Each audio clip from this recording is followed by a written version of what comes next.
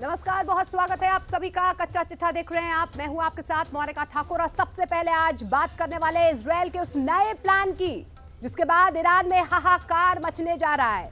दरअसल रूस के राष्ट्रपति व्लादिमीर पुतिन और ईरान के राष्ट्रपति मसूद पेजेश्कियान की मुलाकात होने वाली है। ये मीटिंग 11 अक्टूबर को फाइनल हुई है, यानी कि रूस अब खुल्लम खुल्ला ईरान के साथ आ गया है। लेकिन ईरान को लेकर एक तारीख इजराइल में फाइनल हो चुकी है और इसे लेकर ईरान के 25 शहरों में बड़ा अलर्ट जारी कर दिया गया है।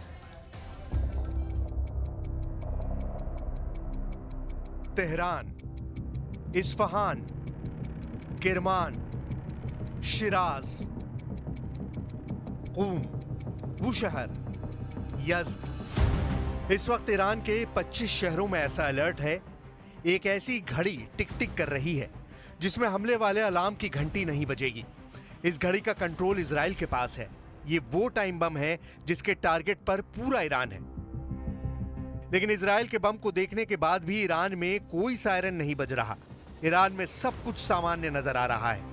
लेकिन असली खतरा सिर्फ और सिर्फ ईरान के पावर सेंटर में मंडराता हुआ नजर आ रहा है। आखिर ईरान में क्या होने जा रहा है? क्या ईरान पर इजराइल का हमला आज ही होने वाला है? क्या इजराइल का बदला लेने वाला हथियार एक्टिव हो चुका है?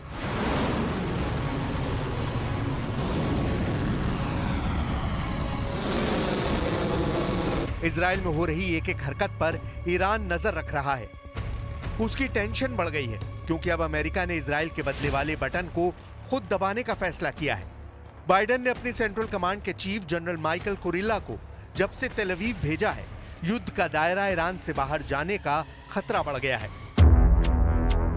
मैसेज यह है कि अगर ईरान और इजराइल का युद्ध हुआ तो अमेरिका इजराइल के साथ खड़ा होगा, जबकि दूसरी तरफ पुतिन पूरी तरह ईरान की ढाल बनकर खड़े होंगे।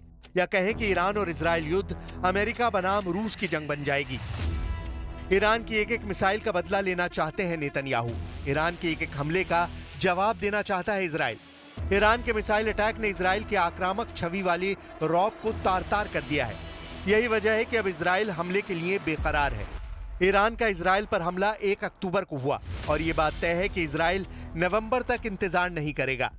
इजराइल ईरान को मौका नहीं देगा, वो पहली फुर्सत में हमला करेगा। लेकिन क्या ईरान खामोश बैठ जाएगा? बिल्कुल नहीं।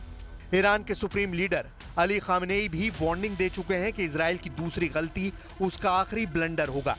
ईरान पर हमले के लिए इजराइल की एयरफोर्स और खुफिया एजेंसी मोसाद पूरी तरह एक्टिव है। यानी ईरान पर हमला होगा और जबरदस्त होगा।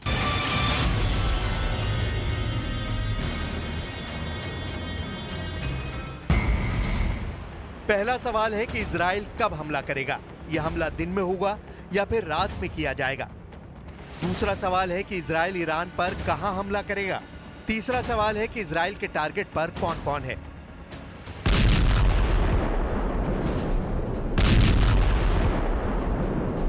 इजराइल की सेना इस वक्त कई फ्रंट पर लड़ रही है। उसकी एयरफोर्स पर भी दबाव बहुत ज्यादा है। ईरान के मिसाइल अटैक के बाद इजराइल को फैसला करना है कि उसका जवाबी हमला किस लेवल पर किया जाएगा, किस तरह के टारगेट वो चुनेगा।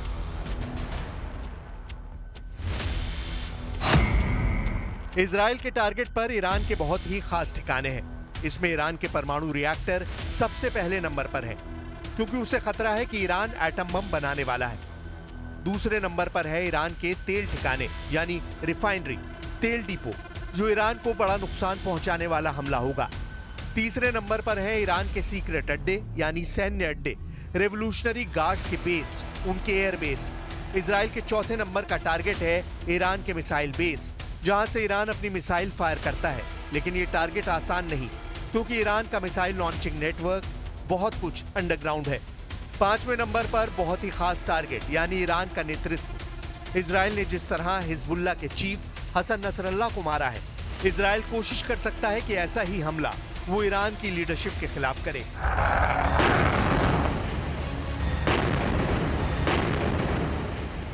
यही वजह है कि ईरान के कई शहरों में इस वक्त इजराइल की घड़ी की टिक टिक गूंज रही है। तेहरान से लेकर इस्फहान और किरमान से लेकर शिराज, क़ूम से लेकर बुशहर और नतांज तक एक एक न्यूक्लियर प्लांट और ईरानी सेना का अड्डा अलर्ट पर है। ईरान के कम से कम 25 शहरों में डिफेंस का जर्रा जर्रा हरकत में आ चुका है। क्योंकि ईरान वो टाइम बम लेकर तैयार है जिसके टारगेट पर पूरा ईरान है।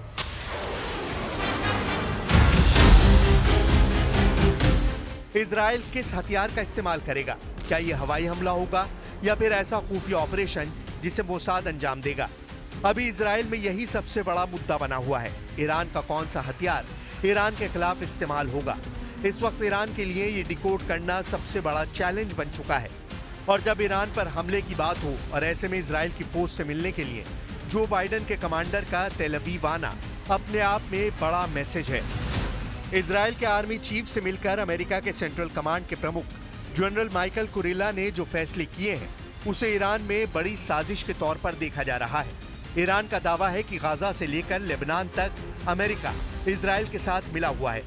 ईरान का दावा है कि अगर अमेरिका ने इजराइल के हमले में मदद की तो वो खाड़ी में उसके ठिकानों पर मिसाइलों की बरसात कर देगा। ये युद्ध की ऐसी चिंगारी है जो पूरी दुनिया को जला सकती है। ये बात पुतिन भी जानते हैं और बाइडेन भी। लेकिन युद्ध को काबू में करने की बजाय इस वक्त ईरान और इजराइल में ऐसी मीटिंग हो रही है जो सिर्फ और सिर्फ युद्ध को और तेज करेंगी। पेंटागन से लेकर इजराइल के वॉर रूम तक घंटों मीटिंग हुई और अब भी चल रही है। तेहरान को जवाब देने के लिए क्या अमेरिका भी उतने ही प्रेशर में है जितना इजराइल है? ये बड़ा सवाल है। दुनिया पिछले 3 वर्षों से युद्ध झेल रही है। 2022 रूस ने यूक्रेन पर हमला करके पूरे यूरोप को डरा दिया। 2023 हमास ने इजराइल पर हमला किया और तब से युद्ध जारी है। सवाल है कि अगर 2024 में ईरान और इजराइल का युद्ध हुआ तो क्या वर्ल्ड वॉर शुरू हो जाएगी? 2022 में तो दुनिया वर्ल्ड वॉर से बच गई। 2023 में भी गाजा युद्ध के बाद विश्व युद्ध नहीं हुआ। ऐसे में क्या 2024 सभी जंगों का बॉइलिंग पॉइंट बनेगा और ईरान इजराइल युद्ध के साथ विश्व युद्ध भी शुरू हो जाएगा? ईरान के मिसाइल पावर से इजराइल बहुत ज्यादा घबराया हुआ है। ये बात बाइडेन और पुतिन दोनों जानते हैं। ईरान ने जिस तरह से इजराइल पर हमला किया उसे तीसरे विश्व युद्ध की दस्तक के तौर पर देखा जा रहा है। ईरान की नई मिसाइल खैबर शिकन, फतेह और खुर्रम शहर 4 पर इजराइल का पूरा फोकस है। ये टेक्नोलॉजी के मामले में ईरान की बहुत ही खतरनाक मिसाइल मानी जाती हैं। इसलिए ईरान का जवाब भी फौरन आएगा और दोगुनी ताकत से आएगा। ये बात नेतन्याहू को भी बता दी गई है। अब देखना है कि अगले 24 घंटों में ईरान और इजराइल के बीच क्या होता है। क्या इजराइल का जवाबी अटैक ईरान को पूरी तरह घुटनों पे ले आएगा या फिर घायल ईरान करेगा इजराइल की कमर तोड़ने वाला दूसरा हमला?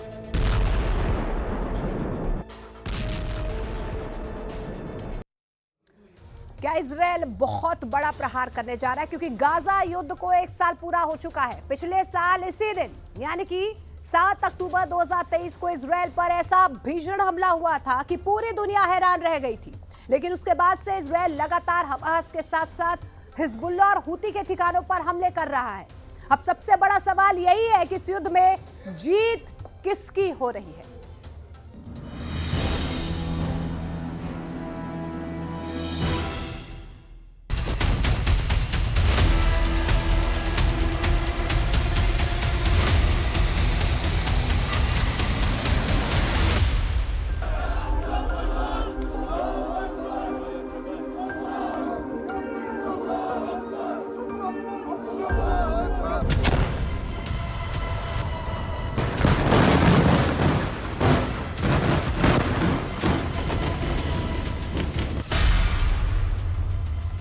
अक्टूबर 2023 को हमला, 1 साल से इजराइल का बदला।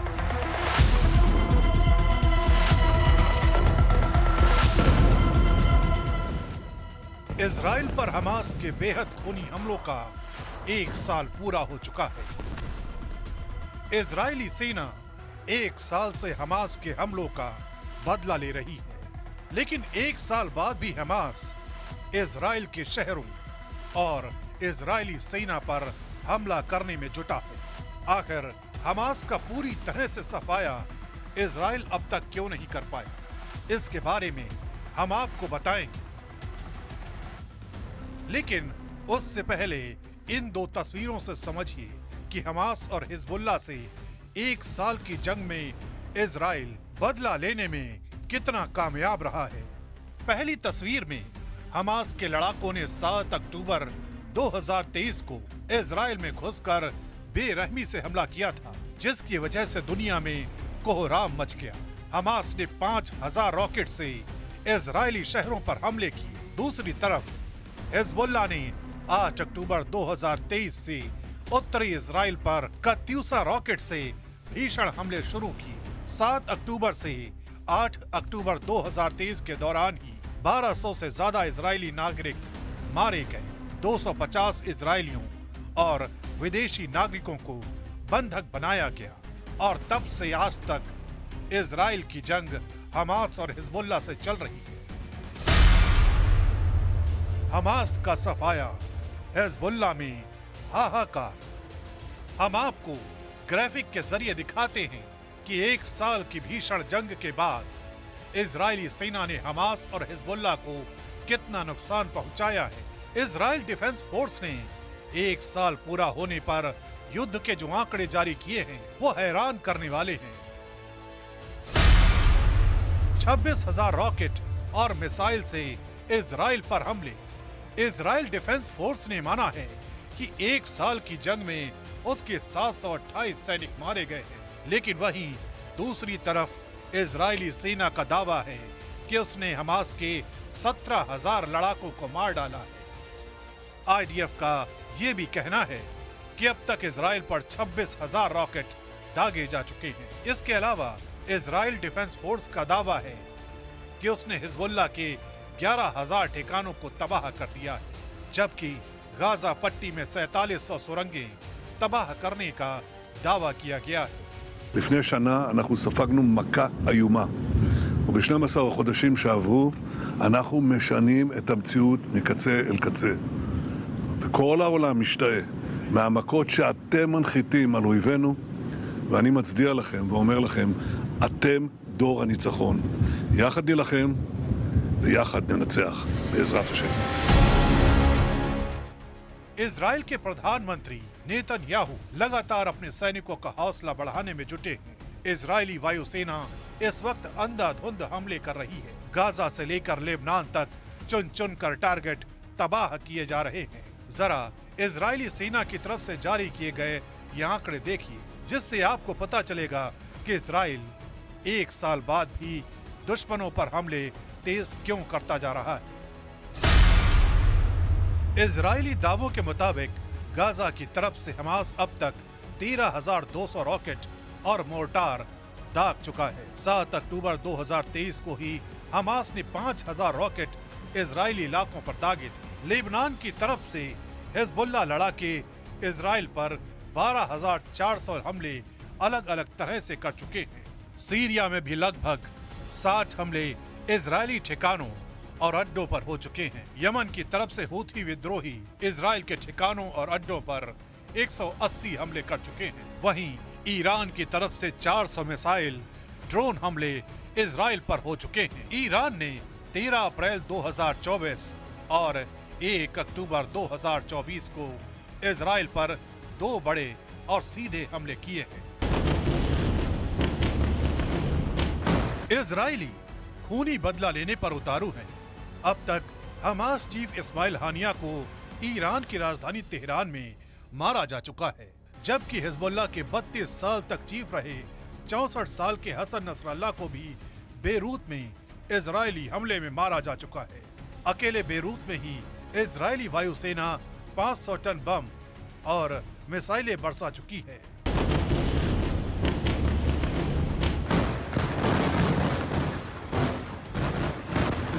हालात ये हो गए हैं कि गाजा से लेकर लेबनान तक हमास और हिजबुल्लाह लड़ाकों और टॉप कमांडरों के जनाजों का तांता लग चुका है।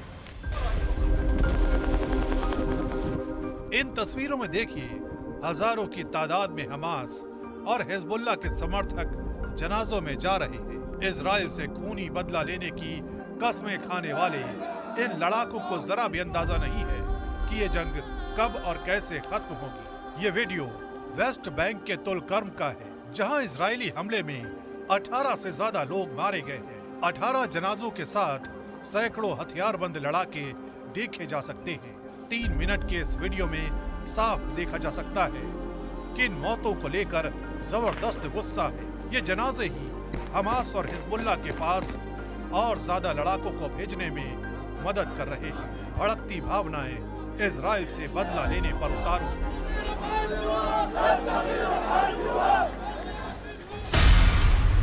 सात फ्रंट पर साल भर से जंग। अब आप ये भी जान लीजिए, इजराइल के पीएम नेतन्याहू क्यों कह रहे हैं कि वो एक साथ 7 फ्रंट पर जंग कर रहे हैं। एक साल से सबसे बड़ी जंग इजराइल गाजा में मौजूद हमास से कर रहा है। ये इजराइल का पहला मोर्चा है। दूसरा मोर्चा इजराइल के खिलाफ हिजबुल्लाह ने खोल रखा है, जिससे इजराइल 8 अक्टूबर 2023 से लड़ रहा है। वहीं तीसरा मोर्चा ईरान की तरफ से खुला है, जो इजराइल पर हमलों का मास्टरमाइंड माना जाता है। और अब तो खामेनेई ने भी इजराइल पर 200 मिसाइलों से हमला करवा दिया है। वेस्ट बैंक की तरफ से फिलिस्तीनी लड़ाके इजरायली सेना पर हमले कर रहे हैं। सीरिया की तरफ से ईरान समर्थित लड़ाके इजरायली ठिकानों और संसाधनों पर हमले कर रहे हैं। वहीं यमन के हूथी विद्रोही इजराइल पर ड्रोन और मिसाइलों से हमला करने में जुटे हैं, जबकि इराक की तरफ से भी ईरान समर्थित लड़ाके इजराइल पर ड्रोन और मिसाइलों से हमले कर रहे हैं।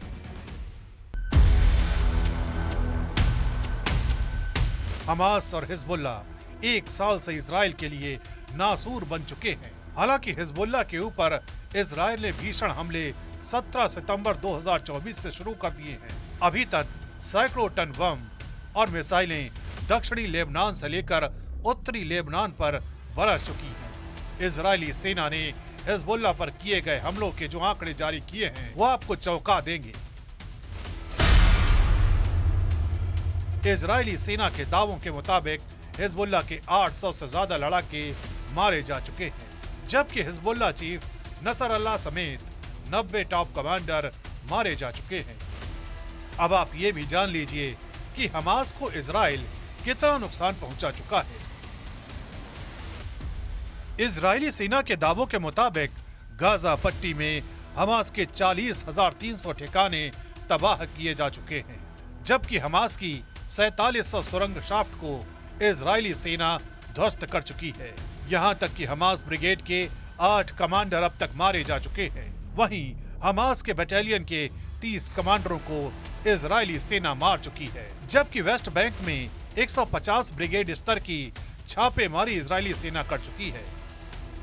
अब देखना होगा क्या एक साल बाद भी इजराइल हमास और हिजबुल्लाह का पूरी तरह से सफाया कर पाता है या नहीं, क्योंकि ईरान ने इजराइल पर मिसाइल हमला करके ऐसी चुनौती खड़ी कर दी है जिसने इजराइल के वजूद पर गंभीर खतरा पैदा कर दिया है।